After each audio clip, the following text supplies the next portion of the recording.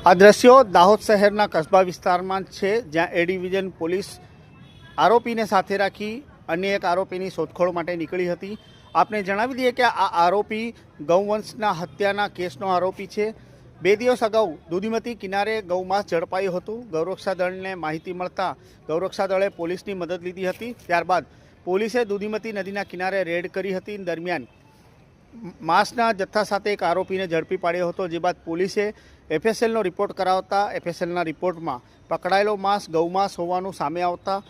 દાહોદ એ ડિવિઝનના PI Aniruddh Kamaliya તેમજ અન્ય police કર્મીઓ સાથે રાખી આ આરોપીને દાહોદના કસ્બા વિસ્તારમાં અન્ય એક આરોપીને ઝડપી પાડવા માટે પહોંચ્યા હતા, જ્યાં આરોપીનું પોલીસે સરઘસ કાઢ્યું હતું।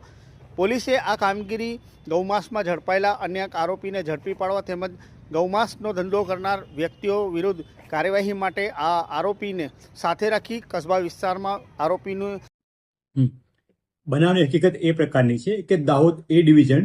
Town PI Shri M Kamaliya અને એમની ટીમને મળેલી માહિતી આધારે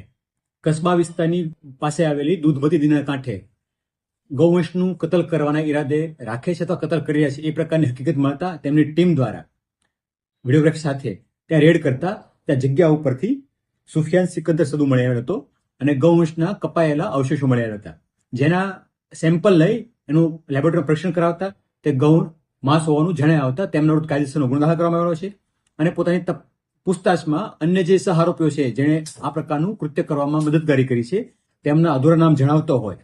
તેમના ઘર ક્યાં આવેલા છે, એમનું ઘર પોતે જાણતો હોય પણ નામ પૂરતા ના જાણતો હોય, એ માટે તેમને આઈઓ દ્વારા અને અધિકારી દ્વારા તેમને વિસ્તારમાં લઈ જઈ તેમના ઘર ગોતવાની શોધવાની પ્રક્રિયા હાલમાં ચાલુમાં છે।